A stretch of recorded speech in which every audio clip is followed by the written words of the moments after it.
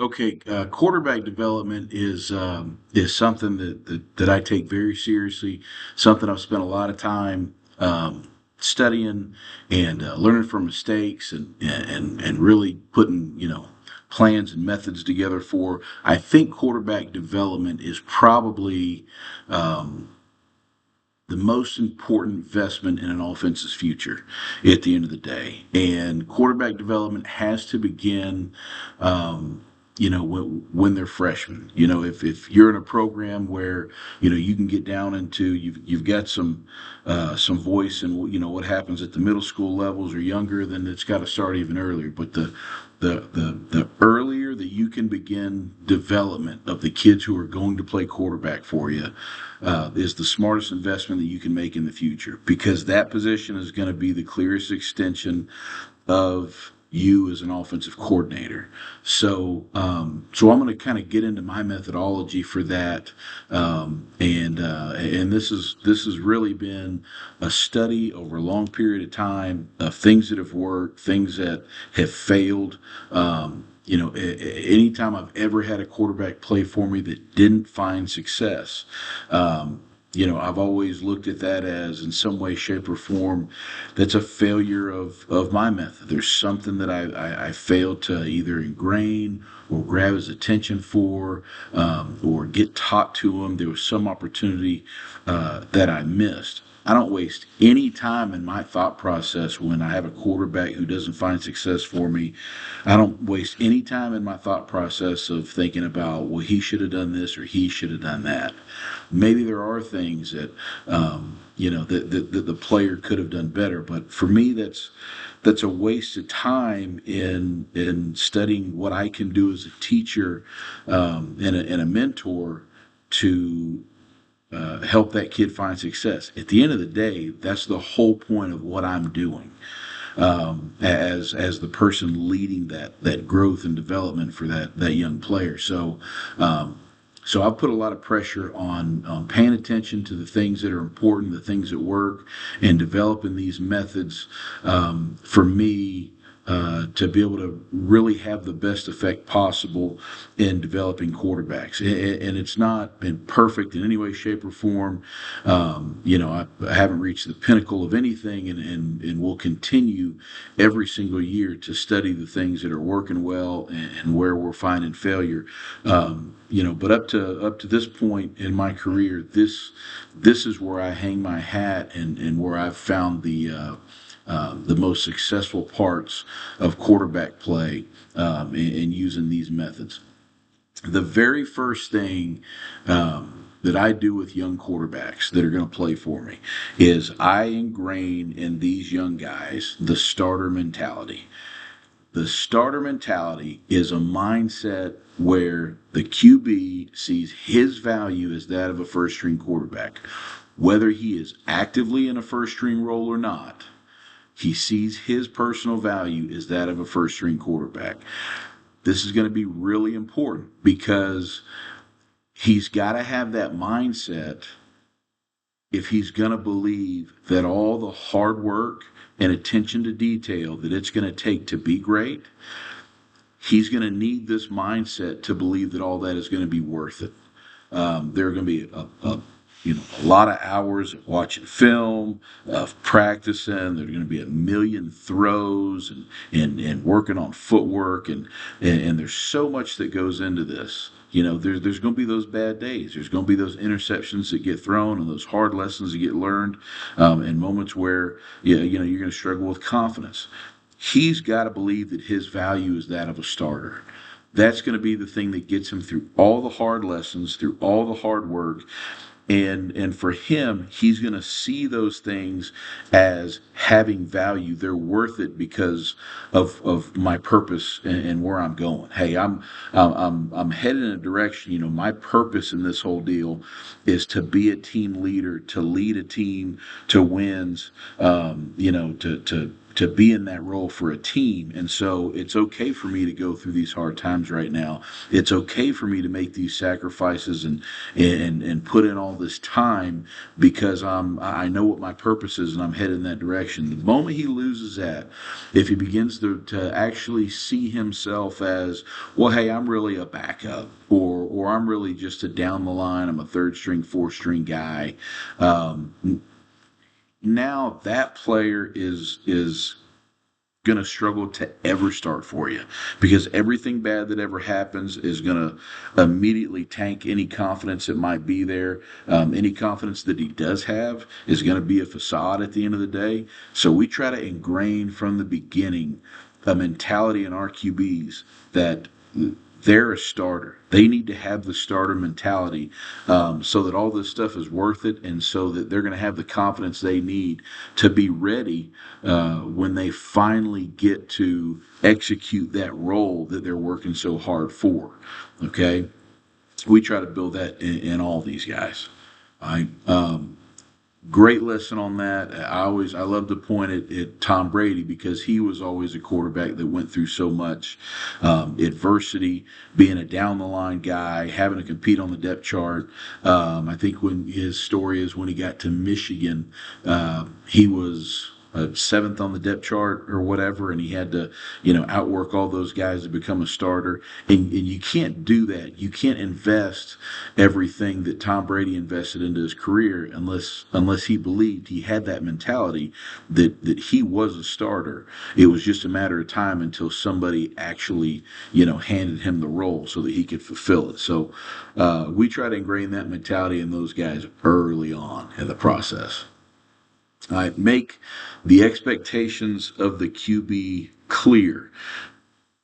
When you make your expectations clear to a quarterback, it's like clearing the road so that he can see in front of him to know and understand what he's supposed to do and how he's supposed to do it. There's a lot to this, so the more that you can clarify, what that kid's got to do and how to do it, it's going to make it easier for him to get done what he's got to do.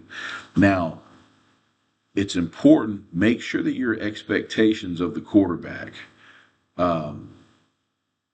produce outcomes, but do not require outcomes. So if your expectations have to do with, with how many ball games we're going to win, or if your expectations have to do with how many completions you're going to throw, or what your completion percentage is going to be, or how many passing yards you're going to go out there and gain, you're setting that kid up for failure. Okay, because now our expectations are built on things that he doesn't always have control over. So your expectations should be set to produce outcomes based on things that he can control.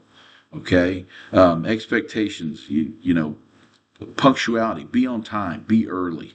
Okay, make sure that you're putting in the time that need to be put in every single week. Make sure that we're paying attention to the details. Are we spending time with our receivers after practice every day? Things that he can control. Those are what we want to set the expectations on. Never set your expectations on outcomes that he doesn't have control over. Set your expectations on things he can control that can produce positive outcomes. So make those expectations clear and realistic. More time should be spent teaching defense than teaching offense. That is not a takeaway of how much time should be spent teaching offense. There's a lot that goes into it. You have to install all the pictures. You have to install, the formations and the motions and the shifts. He's got to understand personnel packages. He's got to understand, the blocking schemes. He's got to understand the RPO reads, the pass routes, the reads that go into it, how to handle the running back. There's a ton that goes into just, knowing the offense. But once that's all taught, that's for the most part that's taught. It doesn't require a whole lot more.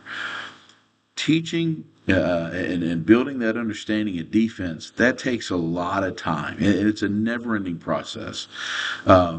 you should spend way more time after the fact teaching about defense, defensive coverages, fronts, pressure pictures, edge pressures, plug pressures, cross pressures, teaching your quarterback to understand what defenses are doing and what to expect. So, you really should spend way more time teaching defense. And if you, as a quarterback coach, if you're of the mentality of, well, I'm an offensive coach, I don't know all that defensive stuff, then you're missing the point. As an offensive coach, you should study more defense than offense anyway. You should be watching defense constantly, learning everything you can about coverages and fronts and pressures and everything the defenses do to understand those schemes, because that's how you put your quarterback in a position to be successful, so that he can anticipate and know what's going on. So spend more time on defense than you're spending on offense. It's a chess game. That's what you're preparing them for, is the back and forth. On third down, what should we expect? If they do this, what should we be thinking? How can we make adjustments at the line of scrimmage? If we get into 2-minute drill, what kind of looks are they going to give us in a 2-minute drill? Short yardage, what do we think we're going to get? Are they going to change, personnel packages? What might it be? I've got to spend more time teaching that kid about defense, because at the end of the day, he's not going into the game to just run the offensive plays. He's going into the game to run the offensive plays against the defensive looks that are going to be coming to us. So he's got to understand defense. Meet a lot. And this is blunt and simple, but that is, like, for us, leading up to competition. So, like, during the season, we're going to meet every single day leading up to competition.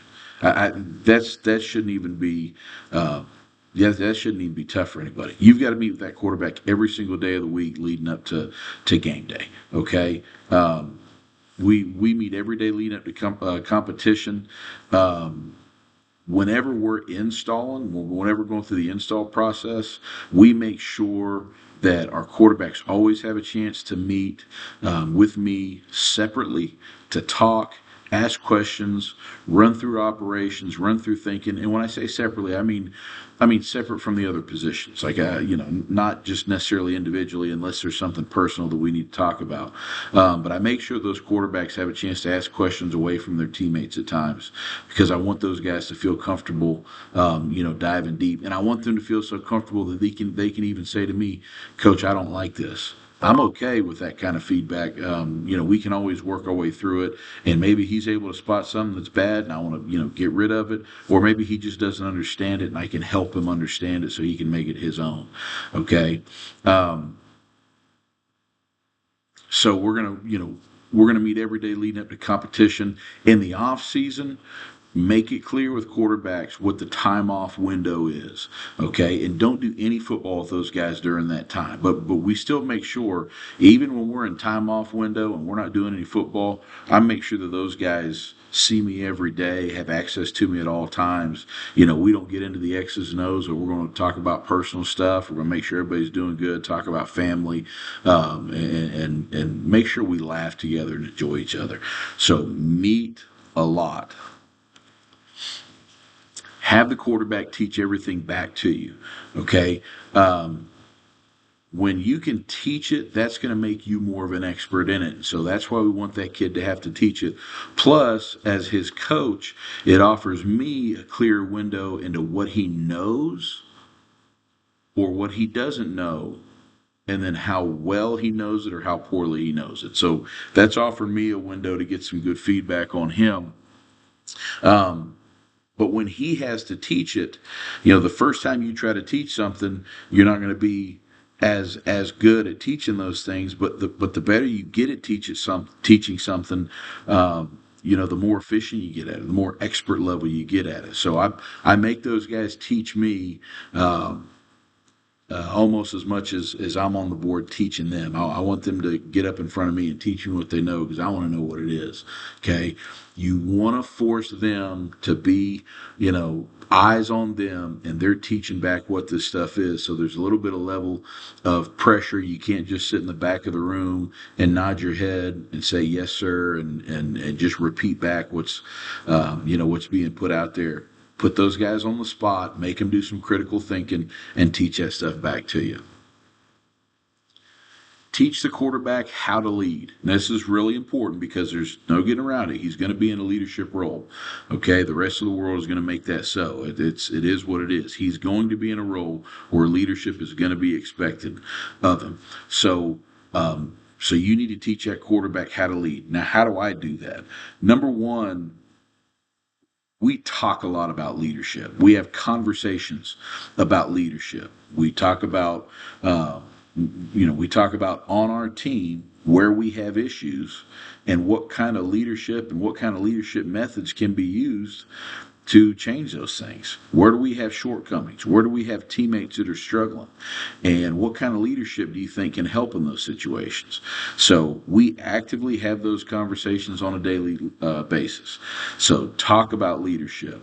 Number two, and this is absolutely crucial, but I've got to be an example of leadership for my quarterbacks. This is how I carry myself. This is in how I react to my environment as things happen to me, and it's in how I lead my fellow coaches. But he looks at me, maybe subconsciously, but he pays attention to me as a leader, and he's going to mirror those things. So I need to be an example of leadership, and I need to be an example of the leadership that I'm teaching to him. Okay, and then the last part, we study leadership. Okay, and that didn't have to be, a big, super deep dive, into leadership. We don't necessarily go out and pick a leadership book and study down those things, but we will go out and talk about certain people. And there's certain people that, for me specifically, that I love to talk about, things that they discuss in leadership and stories that they have. I love Michael Jordan. I love the things that Nick Saban talks about, whether it's coming from a military aspect, Admiral Craven, Jocko Willink. He's done a lot of stuff on leadership. I'll pay a lot of attention to him, but even from the business world, successful CEOs or people that have been very innovative like Steve Jobs. I love some of the lessons that those people have expressed. Kobe Bryant, Steve Young. I mean, anywhere that we can find good examples of leadership and good stories about leadership, I'm always sharing that stuff with my quarterbacks. Have a system of core fundamentals and techniques that are anchored to performative success. For us, these are simple fundamental things. I mean, all the way down to our the way that we take a snap and our fundamental footwork for taking a snap and run meshing with the running back in the running game. We work on that every single day. We work on it on air. We work on it with the running backs, and we have anchored those fundamental techniques down to a simple thing that they can understand and work on. And it's comes back to the point for us as with our quarterbacks where we need both their feet to be in the ground, and we need them to be balanced, and we need them to be settled in order to do good things. And so we have anchored these fundamentals into the system of our offense to say that, hey, when we can get into this position, we're going to be good at everything that we do. And because those things are anchored back to success, it's worth it for the guys to put that time into it to work on those things. Those guys believe that these fundamentals and techniques, these simple things that we work on, are going to be specifically tied to our offensive success. So you've got to have a system where your fundamentals and your techniques specifically anchor back to your offensive scheme and offensive success at the end of the day. Teach and practice at least all of these as a quarterback coach. These are inescapable. These have got to be practiced. You have to teach and practice taking a snap, ball security, operating.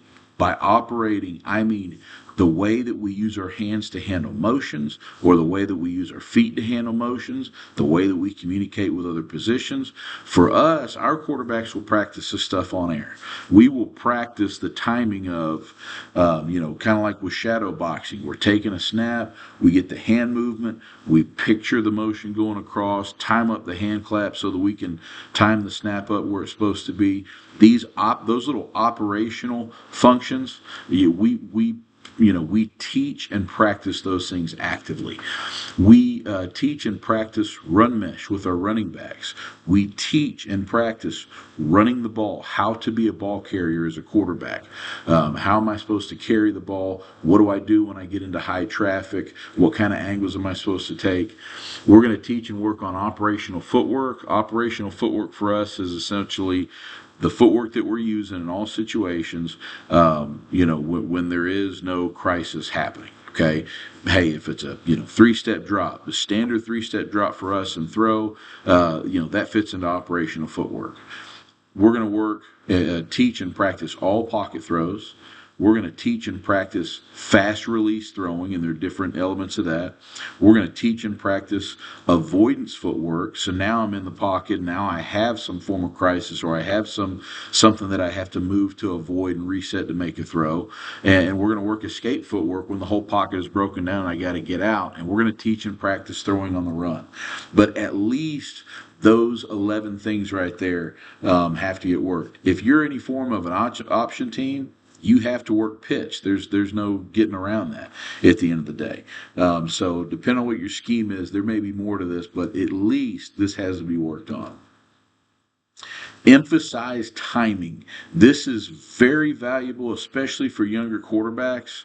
But you have got to emphasize timing, okay? Young guys can be hesitant to throw the ball because they're worried about their decision making, or they're worried about throwing an interception, and so some young guys will struggle to get that ball out. You've got to emphasize timing so that they know within this count or within this rhythm that ball's got to leave. And if they understand that rhythm, they can start to make better decisions. And for younger guys, you can get them throwing the ball. You need your younger guys to throw the ball. Otherwise, you can't work on their decision making. Okay, it's more valuable for a young guy to throw an interception, and then you can talk and teach about what went right, what went wrong, as opposed to a young guy that won't get it out of his hand and he keeps pulling down a run every time because he doesn't understand what's going on. But you can't get a clear feedback window so that you know what he knows and what he doesn't know. The timing and decision making actually are not mutually exclusive. They are very much connected to one another. Okay, they go hand in hand, and we teach the life of a play to our quarterbacks like this. So there is a timing process in the life of a play, and we're talking about throwing the ball. Okay, from the moment the snap happens, there's a play window, and that's all green light. And we teach this as a three heartbeat count that's going on. Okay, from the moment that ball touches their hands, they have a rhythm in their head of when this ball is supposed to leave by.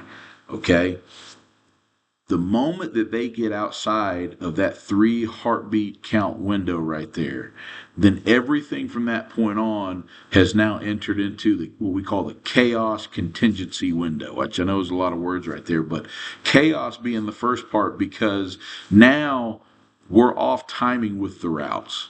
Meaning that we may still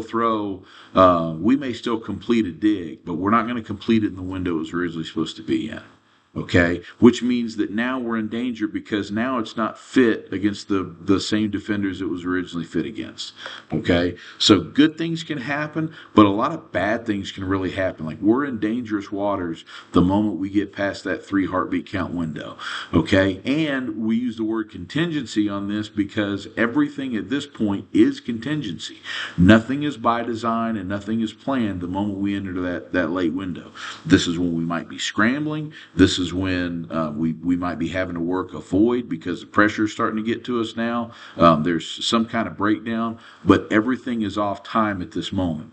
Now, we work on off timing, like we work on scramble drill. We work on scramble rules and what to do, when things break down.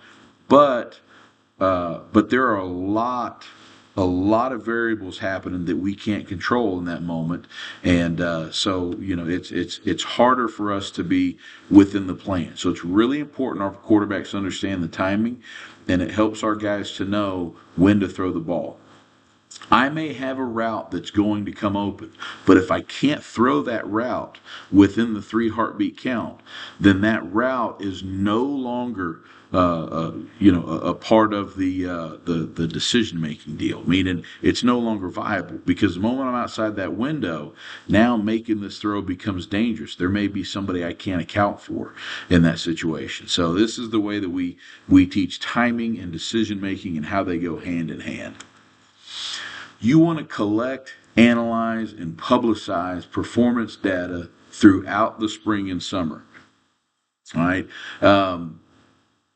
We track completion percentage in 7-on-7 drills and 11-on-11, track bad throws and unit periods with receivers, the tight ends, running backs, the other skill spots. You can track offensive drive production whenever that's possible. Track critical errors. Track bonus production plays.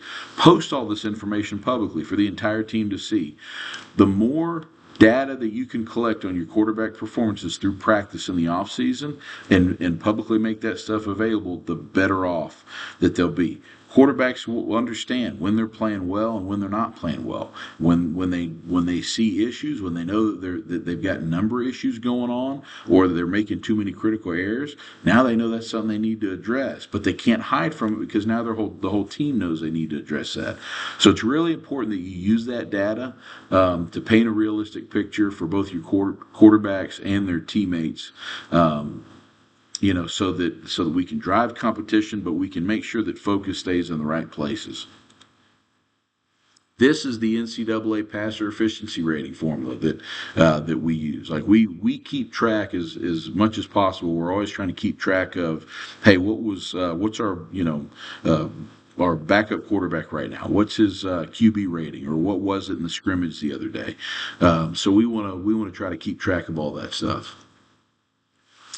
You got to teach your quarterback to self-evaluate, okay? You got to teach him to self-evaluate, and you got to have him self-evaluate, almost all the time. We teach our quarterbacks to grade using the EAT method, okay? The EAT method for us is this. It's effort, assignment, and technique. All right, we use those things to determine whether or not you had success on a play. So when we have our guys grade out, they're looking at it like this. You may grade your effort on a 1 to 6. You may grade your assignment on a 1 to 4. You can grade your technique on a 1 to 5. But on every single play, you're putting these grades down for every single play. And that allows you to look at a set of plays that you were in, either in practice or a scrimmage or a game, and you can sit and say, okay, my best scores are going to be on any given play. I may have 15 points. Well, if I ran, 10 plays in the scrimmage the other day, well, that's going to be, 150 points possible that I can have. So now I'm going to go score myself out on every single play. I'm going to look at, what points I got versus how many total points I could have gotten, and determine a grade for that deal. But we teach our guys to use this method. We build in identifying critical errors. We make sure that those negatives figure into what your final score is. We also, figure in extra production plays. Whether it's, hey, he was, threw a big completion when he was being tough in the pocket. He was, somebody in his face, and he still got a completion, showing toughness. Or maybe he threw an amazing, shot versus cover 2 in the hole and beat coverage in a tight window with a really impressive throw. Anytime he goes above and beyond and makes a big play, we'll add that to the final score at the end of the day too. So we try to factor everything in, but we want those guys to grade themselves. We have a system for it. We teach them to do it, and we have them do that all the time. Include your quarterback in the call sheet play selection. Okay. We make sure that our, especially our starting quarterback is really, giving input on. I'm making him pick out the openers that he likes. Hey, those 1st and 10, second down calls. I'm making him answer questions about those. Hey, would you rather be working an RPO, or would you rather be working quick game? I want to find out where his head's at on that. Okay, you'd rather be in quick game, so let's get those quick game openers up closer to the top right here on the sheet. What's your favorite quick game call? Would you rather be in 2x2 or 3x1? And I'm forcing him to walk down that road of making decisions so that he can actually pick out what plays he likes. If I walk out the first time, especially the first time starter, and I'll ask him, hey, what plays do you like? What are your top 5 plays? He'll have no idea a lot of times. So I have to start walking him through the process. Okay, hey, let's close your eyes and let's put you on the field. Okay, it's 1st and 10, wide open, balls at the 50-yard line. Would you rather be in this kind of formation or that kind of formation? And then make him kind of walk through those things. I want him to be a part of making those decisions. I want his input on all of our third down calls. Okay, I've had quarterbacks tell me, Coach, I don't care, call whatever, I'll make it work. That's not an acceptable answer at the end of the day. Like, I don't get mad about those answers, but I need to walk him through some questions that help him figure out what he actually likes. He didn't think about it, so he may not know it on the surface. So I'll have to go through and break it down and compare. Hey, would you rather like this or rather like this? Would you rather be in this formation or that formation? Would you rather tight end be here or be there? Would you rather be an empty, or would you rather have people in the backfield? Just whatever it is, I'm asking those questions so that I can help him figure out what play calls he likes. Teach the quarterback pass protections, but do it subtly. Meaning, don't put those pressures on them when they're young of making them make protection adjustments to the line of scrimmage. Okay, when they're young, start talking about protections. Not in a way where he has to get it all memorized. Just start talking to us. Say, hey, do you know what this protection is? Do you know what the guys actually do when we go out there and we say, hey, we're running this protection? And he'll probably say no. And you say, okay, well, I'll kind of teach it to you real quick. Okay, maybe have him try to teach it back to me. But we start that so that we can kind of build up over about a year's time of talking about pass protections. And as we watch film, saying, hey, you know what? Let's look at this pressure right here. If we were running this protection, how would this play out? What would happen? And make him, kind of flesh it out in his brain. Hey, what would happen if we were doing this? And you just kind of bring them along. And eventually, at some point, they become familiar enough with pass protection that they can start to have that conversation about, hey, what can we do to make adjustments to blitzes? It usually happens in practice at some point. You'll be in a blitz pickup or a third down competition, and he knows what the defense is doing because he's had enough reps. And man, he just really wants to. He's like, I know they're about to blitz me. I know I'm going to be throwing this outcut, off of my back foot, and I don't really like it. And he wants to do something with it, but he didn't quite feel comfortable yet, so he starts asking, well, Coach, if they do this, can I do this? And the answer is always yes. But he can't do that until he understands what's actually going on. So it's got to kind of be a natural process. It's got to be a subtle buildup. But what you're trying to build out at the end of the day is you want that quarterback to be able to handle things at the line of scrimmage. So like for us, when we go empty, we have some built-ins on some play calls where he gets to man up protection and pick out, hey, I only got 5 of you guys. I want to be able to put you where I want you. Or I don't like a look. Now I'm going to go out there and I'm going to readjust. Okay? So you can see our guys at the line of scrimmage having those conversations, talking to them about who they want to block. That did not happen when this quarterback was a 10th grader. This took time, and we had to build this up. So you got to start that process when they're young. By the time they're upperclassmen, if you started by the time they're freshmen, by that junior year, you'll start being able to have a guy who can actually go and make protection adjustments and take care of himself on third down. That's a big part of it. All right. Have a single warm-up routine and use it for everything, okay? You want to let the quarterback tailor these warm-up or this warm-up routine at the end of the day. A lot of the guys here, since I've gotten to Lambert, We'll hire, trainers in the off season. I don't have any problem, about that. When a guy does hire a trainer, it's usually somebody that I, already know or have talked to, and we'll have conversations about, where he's at and what kind of things he's working on, and let that hired trainer be a part of helping us, find solutions to make him better in those areas. I got no problems with those things at all. And a lot of times that quarterback with that trainer, he may come up with some warm up things that he really likes, and I'm 100% good with it. I am not specific to a warm up routine where I'm forcing my quarterbacks to warm up exactly the way that I want to. More specifically, what I want is I want a warm up routine that is well planned, and I will let those quarterbacks take the lead on that. Okay. And a lot of times it'll be my number one who's kind of setting up the warm up routine for everybody. But whatever that warm up routine is, we're all doing that. We're doing it for practice, we're doing it for games, we're doing it for walkthroughs all the time. We're doing that warm up routine. And so I make sure that that's something that they, get planned out. It's something that brings them comfort, gets them ready for the game. I make it theirs, but then I also make sure that we don't do anything without it. We want to wear that thing like a warm blanket, so those guys feel good anytime they go into throwing the ball. Coach the quarterback from the background. Okay, coach the quarterback from the background. Everything that I'm doing is to develop him. I need to make sure that everything is about him. It is not about me. Okay? He can't learn to handle the pressure of the spotlight if I keep standing in it. All right? At the end of the day, when I look at what my role is and who I am, as a coach, coaching is not, it's not about the khaki pants or the clipboard or the visor or the pullover and the whistle. It's not about me, okay? And it's not about how I look or how I stand out as a coach. In fact, those things are cruxes. They'll make you a bad coach if you think that those are the things that make you a coach. Instead, I try to look at myself as the voice in the background.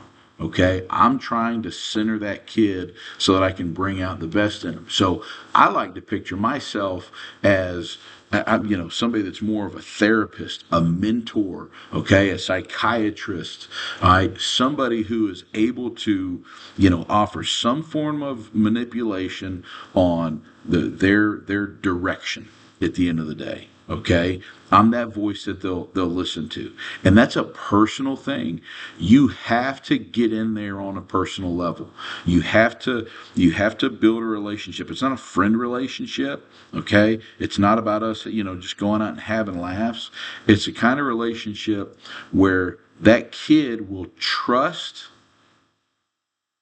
what I'm teaching him because he believes that what I'm teaching him is getting him, pointing him in the direction of his purpose at the end of the day. And if he believes that, then there's nothing I can't get done. Okay.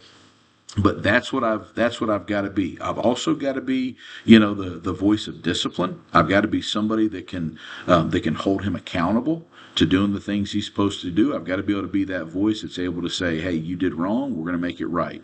Or before you do wrong, let's make sure we do this, this, and this. Make sure we're, doing things the right way. I've got to be able to bring him peace. Okay, I've got to be able to slow things down for him, and I've got to teach him and prepare him to get through hard times. Okay, so that's a whole different role, but you've got to coach from the background. He's the one in the spotlight. Stay out of that spotlight. You can't help him in there, but you can take him out of that spotlight and bring him into the background and recoach him, prepare him, get him ready before he's got to be back out there in it. So that's kind of the role that I take on. All right. Use your voice as a tool to guide his priorities. Meaning, hey, when I'm teaching through a read, all right, or we may stop 7-on-7. Hey, I need everybody to just freeze where they're at. Okay, let's take a look at this quarterback. What are some things that you notice right now? We're in a 3-by-1. We're in a 3-by-1 formation. Okay, let's talk about important coaching points right now. Okay. Where's the SAM? Okay, good. We see the SAM. All right, where's the mic location right now? Okay, here's the mic right here. What's corner depth looking like? Okay, good. All right, now where is the location of the free safety? And in saying that different and using emphasis in that location, I've given all these coaching points, but I've put emphasis on one. Okay? The way that I use my voice, when I use it calmer and softer, okay, that paints some things in a certain light. But when I bring that volume up or I get more specific with my words, now all of a sudden I'm painting what's more important. Okay, and I'm bringing priority to the things that he's learning. Okay, he knows that some points are going to be more important than others. Okay, when a quarterback's learning new things, my voice is going to be calmer. It's going to be softer. Okay, my voice is going to get harsh anytime there's laziness or sloppiness. Those things that should never be a part of it, we go enter into that world. Now my voice is going to get harsh. Okay, because we're always going to eliminate those things out. All right, I'm going to use my volume to place emphasis where emphasis needs to be. Okay, hey, these three coaching points are all important, but this one is a little more important than the other one. So I'm going to give a little bit more volume to that one as we talk about it.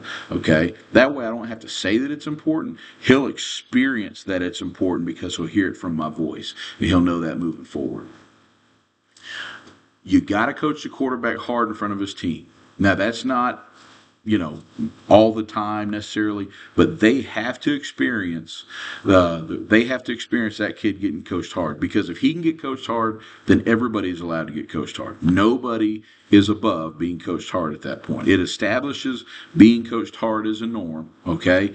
And then at that point, everybody else is able to get better because being coached hard is okay.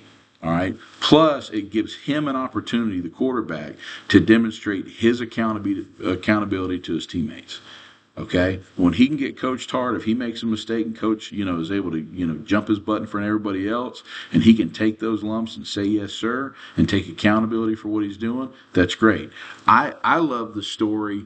I saw this on a Football Life. With Kurt Warner and Mike Martz, and they're talking about a moment in practice where there was a fumbled snap, and Coach Martz laid into Kurt Warner. And now the way that Coach Martz talks about it, he knew that it was not Kurt Warner's fault on the snap, that it was actually the center's fault. The ball didn't come up enough, but he laid into Kurt Warner anyway about it. And Kurt Warner completely took the blame for it, did not sell his center out, didn't point the finger at somebody else. He just, said, yes, sir, coach, yeah, it's on me. I'll get it right. Even though it completely wasn't his fault at all. The important part about that is that was an opportunity for Kurt Warner to build himself as a leader for his teammates. And that couldn't have happened unless hard coaching was happening. So you've got to coach the quarterback hard in front of his team. Celebrate the quarterback's growth, but not his job. Celebrate his growth, but not his job. All right? When moments arise, when moments come on where he properly executes a decision or a check or a throw for the first time, okay? All right? So especially something that you and him have been working on, and man, he gets it right for the first time. You should absolutely celebrate those moments. That's when you should show your most pride in him, okay? Is when you see his growth getting better, okay? That's when we want to celebrate. This demonstrates to him that his success lies in performance, not in the outcomes, not in how many yards or wins or any of that, but in growth and performance. Okay? On the other end of that, when the quarterback just simply does his job, when he does what he's supposed to do, that's not when it's time to celebrate. These are things that are expected. Okay? First time he gets it right, we should be really excited for that. Okay? Moving forward, he should always get that right from then on. Okay? Those are expectations. And he's got to know that, we can't go out there and just celebrate doing our job. Okay? Because that's setting a low standard right there, and we don't want to do that. As a coach, keep your actions and your reactions measured. Okay, limit the visibility of your emotions, because he's learning how to regulate his emotions. You need to make sure that your emotions are not visible at all times. Keep your emotions out of it. Okay, your example is guiding him. All right. If you share your frustrations and insecurities with him, he's going to begin to mirror those things. He does not need your emotions, all right, or your flaws in there at all. He's got enough he's dealing with. Okay, save your emotions for the moments when he makes you very proud. Okay, when he makes you very proud, that's when we want to give those that emotion out there in those situations. Everything you say, do. Everything you say and do has got to have a reason behind it. Okay, there's got to be some lesson that is going forward every time you open your mouth as a coach. Okay, so all of your actions and reactions, no matter what they are, no matter how it comes out, they've got to be measured. There's got to be a reason behind them. There's got to be something that we're trying to accomplish when we do that as a coach. And then the last part, tell your QBs these things: that you're proud of them, that they are good, why they are good, and that you believe in them. Okay. Now, when we do all these things that we work on, I mean, it's a process with developing QBs. And there's so much that goes into it, so much work, and so much, learning and working on weaknesses, and a lot of this stuff can become a long, hard process and can have an effect on kids' confidence. That kid needs to hear from you at least once in a while. It doesn't have to be every single day, but there's got to be some point where they hear from you that they make you proud, and that you actually believe in them and believe in where they're going. Okay, tell them, hey, you're good, and this is why you're good. This is what you do well. Okay, they've got to hear that from you at some point. I had a situation, and this was my first year dealing with it. I had a quarterback that did really well for me this year. He was a senior, and he was with me for a long time. And he told me at the end of the year, when he was thanking me for a lot of things, he said, you never told me good job. And he said, I appreciated that because you kept me always working on getting better, getting better, getting better. Everything was always about getting better. And he thanked me for that. But I thought, after it was all over with, and I went, what? I don't want to coach my players any different than I parent my own kids. And what an opportunity that I miss, being able to tell a kid that I love and care about the simple thing that he that I believe in him. I want to tell my kids that. I want to tell my personal kids that, hey, I'm proud of you. I tell my daughter every single day, I'm proud of you. You make me proud. And I want to tell my kids that I believe in them. And especially with all the hard work that we do, developing as quarterbacks, that's something that can go by the wayside. And it's a mistake I don't ever want to make again. So make sure that you tell your quarterbacks that you're proud of them, that they're good, why they're good, and that you believe in them. They need to hear that from time to time.